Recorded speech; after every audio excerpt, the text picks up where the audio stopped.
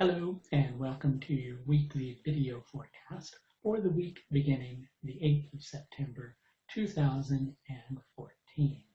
A very powerful Piscean full moon week. I'm not going to go super duper into depth on that as we're going to touch on that in the moon video within a couple of days, but it is important to talk a little bit about. The moon in Pisces will be full in a section of Pisces that's called a nakshatra. Nakshatras are smaller subsections of zodiac signs that we use in Vedic astrology, and they further define the energy of the planet as it's transiting through that area. We can also call them lunar mansions. The lunar mansion of Purva Bhadrapada is about elevation. It has the power to lift things up, to amplify things. On one level, it can be about inspiration, but if you're in a crap mood, well, it can have a tendency to elevate that too. So it's important to understand that, and that's not me by any means saying you're going to have a crap week. A lot of that is dependent upon your personal attitude, how you deal with the energies that are there, and also, what sign you are and where this full moon will tend to fall in your chart. But it is a very powerful week, and we need to touch on some of the things that will be going on. And one of them, which is exceptionally powerful, and it becomes exact the same day as the full moon in Pisces, is a square, a tense aspect between Mercury and Pluto. What is this saying to me? And I'm going to touch on this a little more in depth. Right now, there's a process, a communicative process that's being supported by an interaction between Venus and Mercury. They're in each other's signs. It says if we take the refined approach to dealing with something, we'll likely accomplish more than trying to push something through. Now, Mercury is in a section of Libra at present that's called Hasta.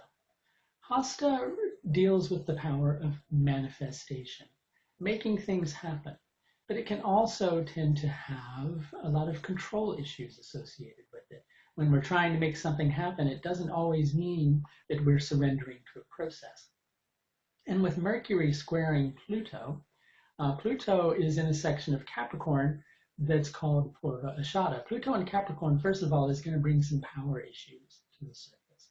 Purva Ashadha is about being blunt, being truthful, being authentic. Okay, so in dealing with a situation with another and dealing with a communicative process, rather than try to push something through, if you try to push something through, you're likely only going to amplify a conflict because the other person has their own view of the situation, which also needs to be honored. So this is about handling things with tact, not trying to control the situation, being completely honest about what your needs are in a situation.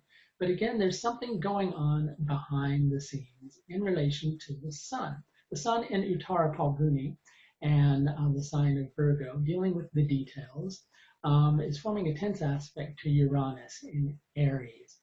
So Uranus in Aries can be very radical and revolutionary energy. But where Uranus is at present, it means that something is hanging in the balance. Something could move at any moment, but it's kind of just hanging in the balance. And it's about the strength to make things work out. And with the sun forming a tense alignment with Uranus, it's saying that if both parties who are involved in a communicative process can devote themselves to a cause which may be greater than what both parties are trying to achieve, there can be a greater level of success.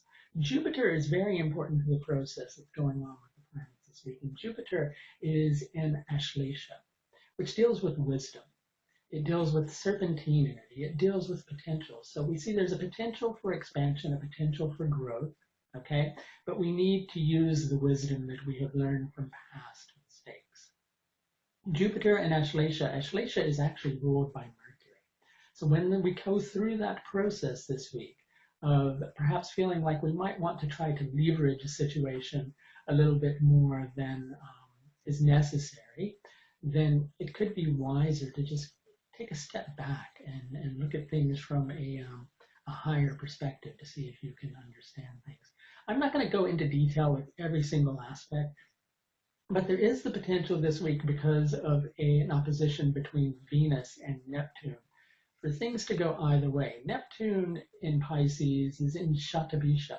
We've spoken about Shatabisha last week, and Neptune will be in Shatabisha for a while. Shatabisha relates to a healing crisis. It makes things seem somewhat obscure or appear one way when they're actually another.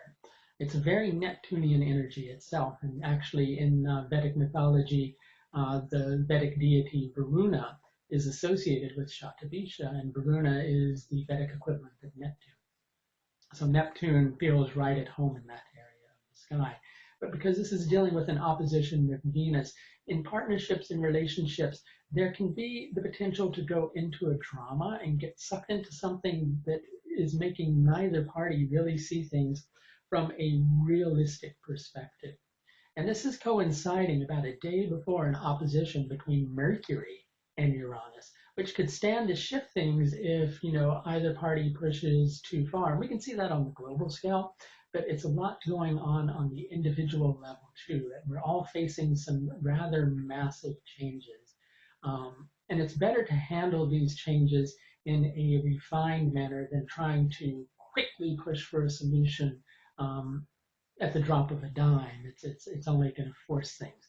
Now, the energy is tending to suggest that potential to try to force things is likely going to be there, but it's also suggesting that there's a balancing energy because obviously Mercury is in Libra. So there is the desire to balance things. What's needed overall this week are honesty, truthfulness, but also, and yes, I'm going to say that word again, I've said it the last couple of weeks, and it's probably going to be going on the entire month of September, diplomacy. It's all about diplomacy. Diplomacy with honesty. Being authentic, not selling yourself short, but there's no need to amplify a conflict if it's already present. The truth can be supported. The truth is always supported. I guess what I mean when I say the truth can be supported is sometimes when the truth comes out, things are very shaky and difficult to deal with, but sometimes there can be a gracefulness to it.